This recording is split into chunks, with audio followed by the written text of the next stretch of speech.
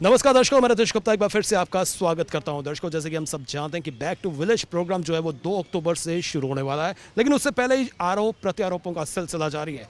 जी हां, सांबा के कुछ पंच सरपंच इस वक्त मेरे साथ हैं। आइए जानते हैं कि वो क्या कहना चाहते हैं बैक टू विलेज प्रोग्राम को लेकर। मैम, आपका नाम क्या है? मैं रीना चौधरी, सरपंच पंगदौर सांबा से। मैम, आपसे ये जानना चाहेंगे बैक टू विलेज प्रोग्राम क्या सिर्फ आई वॉश है या वाकई जो है ग्राउंड में उसकी रियलिटी है?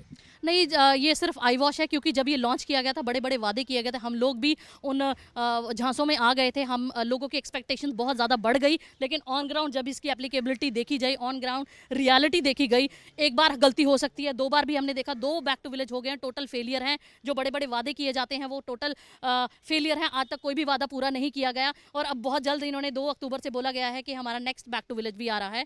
तो हम रिक्वेस्ट करते हैं माननीय एलजी साहब से कि पहले आप जो ऑलरेडी बैक टू विलेज 1 और बैक टू विलेज 2 हो चुके हैं, उनकी फीडबैक रिपोर्ट चेक की जाए, उनकी चेकलिस्ट चेक की जाए, उनमें चेक किया जाए कितने काम रखवाए गए थे और कितने हुए हैं, वो पहले उनको करवाया जाए प्रायोरिटाइज करके, उसके बाद नेक्स्ट बैक टू विलेज की जैसी प्रोग्राम को लॉन्च किया जाए। तो यही रिक्वेस्ट है कि इसको इधर पूरा मॉडिफाई करके लॉन्च करें, क्योंकि पहले भी जो इसमें त्रुटियां थी जिन वजह से ये फेल हुआ है, तो ये फेल ना हो, तो एक प्रॉपर सक्सेस हो। जो लोगों को वादे दिखाए जाते हैं वो वादे पूरे होने चाहिए। देखो, हम गवर्नमेंट से यही अपील करते हैं कि जैसे कि हमारे एलजी साहब ने अभी आए हैं जो नए, इनसे यही अपील है कि हमारा जो 73वां सेशन है उसको लागू किया जाए।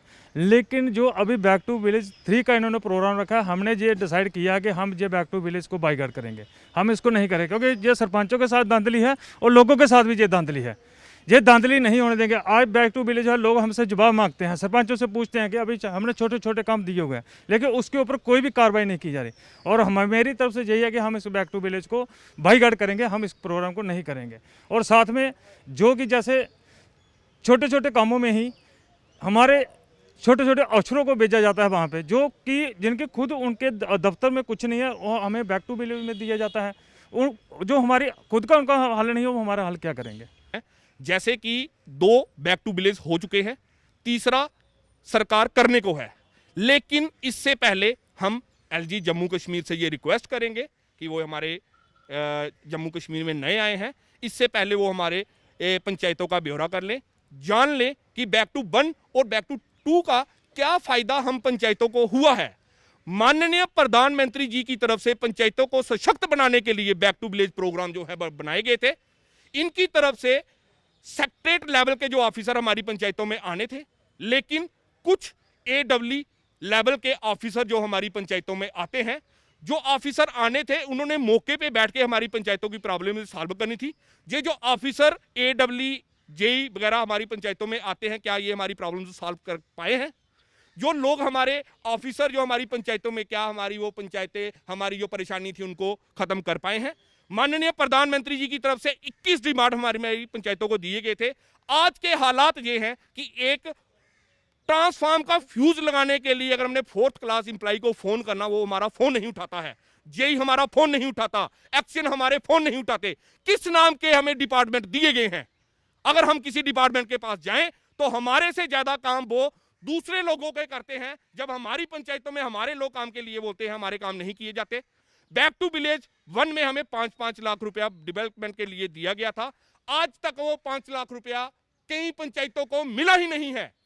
कई पंचायतों के काम हुए हैं, उनको फंड्स रिलीज नहीं किए गए हैं। किस नाम का बैक टू विलेज प्रोग्राम कर रहे हैं? इसी के साथ इन्होंने दूसरा बैक टू विलेज बोला, जिसके लिए इन्होंने हमें पैसे देने के लिए बोला था, लेकिन नहीं दिया। अब जब तीसरा बैक टू विलेज आया है तो लोगों की रिजल्टमेंट इनको शो हो गई है। इसके चलते इन्होंने हमें एक झांसा जो 10 लाख रुपए का दिया है, उसको इन्होंने हमें पंचायत में सोचा कि बैक टू विलेज करवा लेंगे। लेकिन हम ये हमारे एलजी से रिक्वेस्ट करते हैं कि अपनी हमारी पंचायतों में लोगों को बेचकर बैक टू 1 और 2 का पूरा सर्वे किया जाए। हमने जो छोटे छोटे काम, कोई पाइप जोड़नी है, कोई फ्यूज लगाना है, कोई तार चेंज करनी है, कोई छोटे छोटे जो काम थे वो भी नहीं हुए। हमारे रजिस्टर में वो सारे काम रिटर्न में लिखे हुए हैं, उनको चेक किया जाए। जिन्होंने नहीं किया है उन पे कार्रवाई की जाए, ताकि आगे वाले ऑफिसरों को पता चले।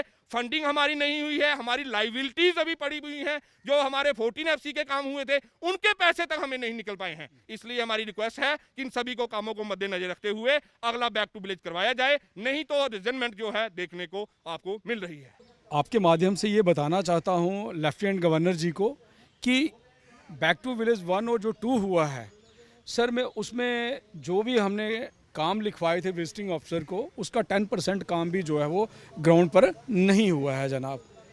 पहले ये कहा जाता था कि 370 जो है वो एक रोड़ा है आर्टिकल 73 को लागू करने में।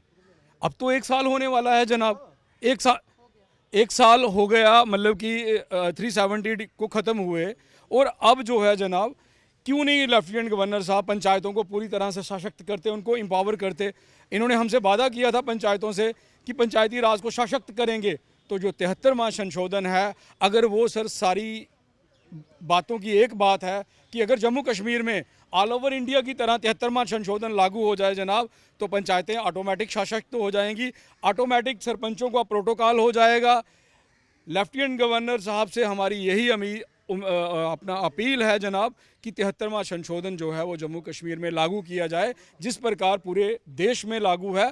हमें भी जो है वो 73वां संशोधन लागू किया जाए, और तभी जाके जब ये 73वां संशोधन लागू होगा तभी सही तरीके से पंचायती राज जो है वो एम्पावर होगा जनाब। तो दर्शकों, आज हमने बात की थी पंच और सरपंचों से जो सांबा ज़िले के हैं। उन्होंने यही कहा है कि अगर back to village programme successfully वो चाहते हैं करवाना, तो उससे पहले बैक टू विलेज 1 और 2 का जो आउटपुट आया है वो माननीय एलजी साहब को उस पर मंथन करना होगा कि जो कुरीतियाँ रह गई हैं पहले उसको दूर किया जाए। और साथ ही साथ में उनकी ये भी मांग है कि पंचायती राज सिस्टम को जो है स्ट्रॉन्ग करने के लिए, सशक्त करने के लिए 73 अमेंडमेंट जो है उसे पूर्ण रूप से जो है लागू करना होगा। हमारी पूरी टीम को दीजिए इजाज़त, फिर मिलेंगे, नमस्कार।